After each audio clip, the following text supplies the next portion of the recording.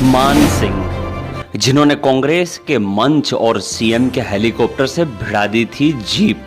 उत्तर प्रदेश में मथुरा की जिला अदालत ने बहुचर्चित भरतपुर के मान सिंह हत्याकांड में दोषी पाए गए सभी 11 पुलिस कर्मियों को उम्र कैद और 12-12 हजार रुपए जुर्माने की सजा सुनाई है।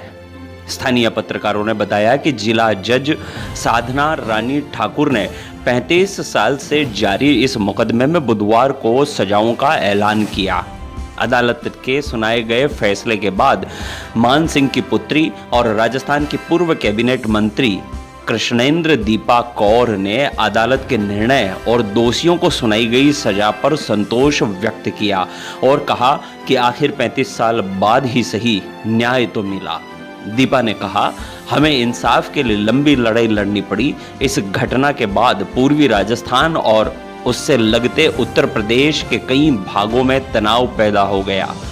भरतपुर में लोग सड़कों पर आ गए, वहां कर्फ्यू लगाना पड़ा, आगजनी और हिंसा हुई, पुलिस को गोली चलानी पड़ी, इससे लोग मारे गए।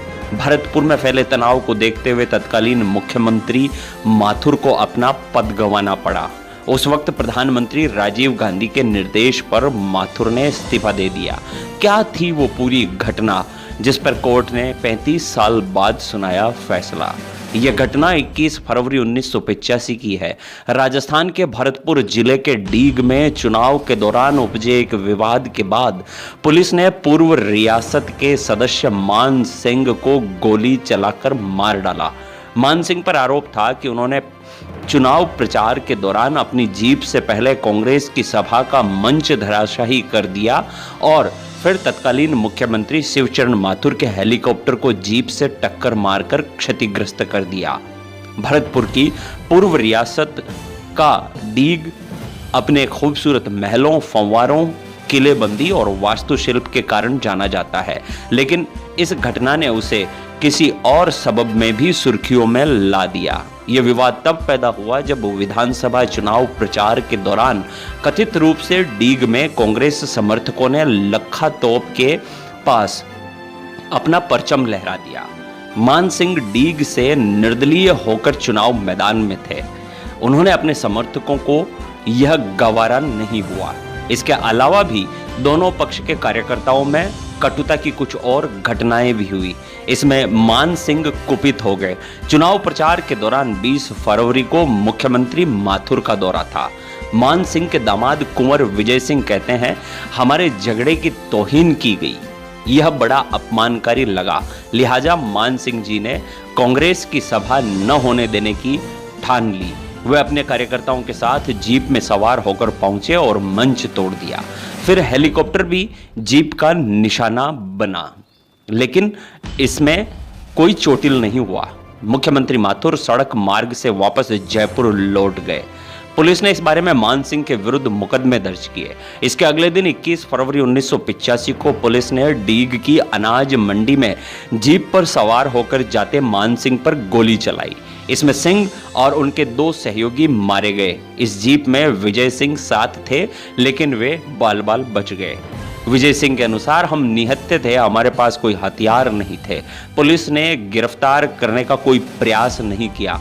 पुलिस दल की अगुवाई उप अधीक्षक कान सिंह भाटी कर रहे थे। यह एक सुनियोजित हत्या थी। मान सिंह की बेटी दीपा उन लम्हों को याद करते हुए बताती है, पुलिस ने जब मुकदमा दर्ज किया तो मेरे पिता ने मुझसे अग्रिम जमानत की अर्जी तैयार करने को कहा। हम इस पर काम कर रहे थे कि उन्हें गोली मार दी गई। मुझे सूचना मिली कि उन पर गोली चलाई गई है। फिर पता चला कि वे नहीं रहे। मैं सुनकर बहुत दुखी हुई।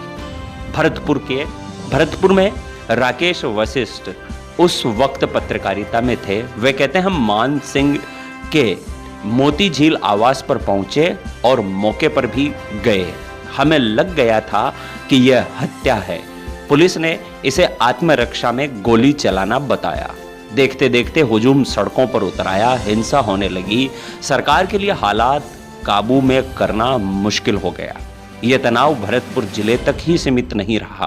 राजस्थान से लगते उत्तर प्रदेश के कुछ भागों में भी लोग सड़कों पर निकले, क्योंकि मान सिंह काफी लोकप्रिय थे और वे 7 बार विधानसभा सदस्य रहे थे। पुलिस के लिए स्थिति संभालना बड़ा मुश्किल रहा। मान सिंह के दामाद कुंवर विजय सिंह कहते हैं कि भरतपुर में कोई हफ्ते भर तक कर्फ्यू रहा, जिले की सीमा को सील रखा गया, अलीगढ़ तक इसकी आंच पहुंची। मान सिंह की शव यात्रा में शोकाकुल लोगों का हुजूम उमड़ पड़ा। इसमें फिर भीड़ और पुलिस में भिड़ंत हो गई। इसमें 3 लोगों की जान चली गई। ये विधानसभा चुनावों का मौका था। तत्कालीन प्रधानमंत्री राजीव गांधी ने स्थिति को देखते हुए मुख्यमंत्री माथुर को पद से त्यागपत्र देने को कहा। माथुर ने 22 फरवरी 1985 की आधी रात को इस्तीफा दे दिया। माथुर की जगह वरिष्ठ कांग्रेस नेता हीरालाल देवपुरा को मुख्यमंत्री नियुक्त किया गया, लेकिन इससे कांग्रेस को चुनाव में बड़ा नुकसान हुआ। लीग में चुनाव रोक दिए गए। सरकार ने मामले की जांच सीबीआई को सौंप दी। इसके अलावा न्यायिक जांच के लिए आयोग भी बनाया गया, लेकिन वो कोई काम नहीं कर सका और बीच में ही भंग हो गया। भरतपुर के लोग कहते हैं घटना की खबर मिलते ही वे भी डीग पहुंचे थे और सड़क और मार्ग भीड़ से पटने लगे थे। लोगों में घटना को लेकर काफी रोष था। भरतपुर में पूर्व रियासत का परचम बहुत जज्बात से जुड़ा मुद्दा होता है। बात झंडे को लेकर ही शुरू हुई और फिर काफी विवाद, तनाव पैदा हो गया था। पुलिस कहती रही कि उसने आत्मरक्षा में गोली चलाई है, लेकिन विजय सिंह कहते हैं कि मान सिंह के पास कोई हथियार नहीं था, वे प्रचार के लिए निकले थे। ऐसे में पुलिस ने निहत्तों पर गोली चलाई और उन्हें मौत की नींद सुला दी। लेकिन अब वे कहते हैं कि उन्हें न्याय पर संतोष है, पर कार्रवाई बहुत लंबी चली।